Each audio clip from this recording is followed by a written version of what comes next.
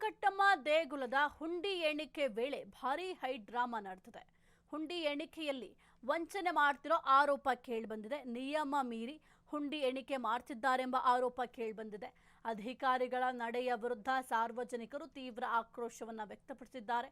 ಮಂಡ್ಯದ ನಾಗಮಂಗಲ ತಾಲೂಕಿನಲ್ಲಿರುವ ಪ್ರಸಿದ್ಧ ದೇಗುಲ ಹುಂಡಿ ಹಣ ಎಣಿಕೆಯ ವೇಳೆ ಸಿಸಿ ಕ್ಯಾಮೆರಾ ಬೇರೆಡೆ ತಿರುಗಿಸಿದ್ರಾ ಎಂಬ ಪ್ರಶ್ನೆ ಕೂಡ ಸದ್ಯಕ್ಕೆ ಮೂಡ್ತಾ ಇದೆ. ಇನ್ನು ಖಾಸಗಿ ಬ್ಯಾಂಕ್ ಸಿಬ್ಬಂದಿಯಿಂದ ಹಣ ಗುಳುಮ ಮಾಡಲಿಕ್ಕೆ ಯತ್ನ ಮಾಡಿದ್ದಾರೆಂಬ ಆರೋಪ ಕೂಡ ಇದೆ.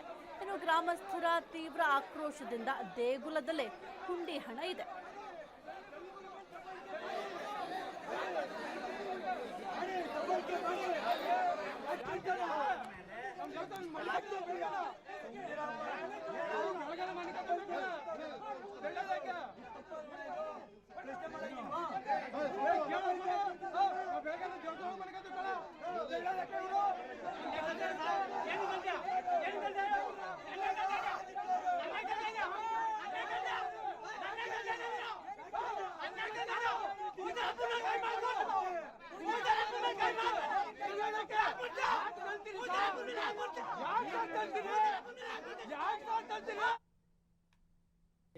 ಇವತ್ತು 25/76ನಲ್ಲಿ ತಹಸೀಲ್ದಾರರು ಆಡಳಿತದಲ್ಲಿ ಉಂಡಿ ಎಣಿಸ್ತಾ ಬಂದರು.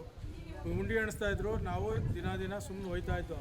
ಆದ್ರೂ ಬರೀ ಏನು ಹೇಳಿದ್ರು ಸರ್ ಮಾಡ್ತೀನಿ ನಡಿ ಈ ಥರ ಹೇಳ್ತಾರೆ. CCTVದು ಅದು ಕಂಪ್ಲೀಟಾಗಿ ಆಫ್ ಮಾಡ್ಕೊಂಡವ್ರೆ.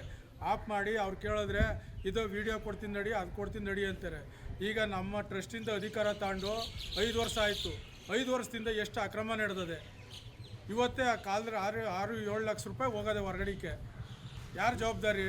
ಯಾರು ಹುಂಡಿ ಹೊಡೆಯುವ ವಿಚಾರವಾಗಿ ನಾಗಮಂಗಲ ತಾಲೂಕು ಕಸಬಾ ಹೋಬಳಿ ಮುಲಕಟ್ಟೆ ಗ್ರಾಮದಲ್ಲಿ ಇವತ್ತು ತಾರೀಕು 20/5/2026ರಂದು ಬೆಳಿಗ್ಗೆ 11:10ವರೆಗೆ 5 ಗೋಲಕವನ್ನು ಹೊಡೆದು 5 ಗೋಲಕದಲ್ಲಿ ಇರ್ತಕ್ಕಂಥ ಅಮೌಂಟನ್ನು ಲೆಕ್ಕ ಹಾಕೋಕ್ಕೆ ಈಗಾಗಲೇ ಸುಮಾರು 5 ಕಾಲ ಆಗಿದೆ, ಇನ್ನೂ ಆಗಿಲ್ಲ.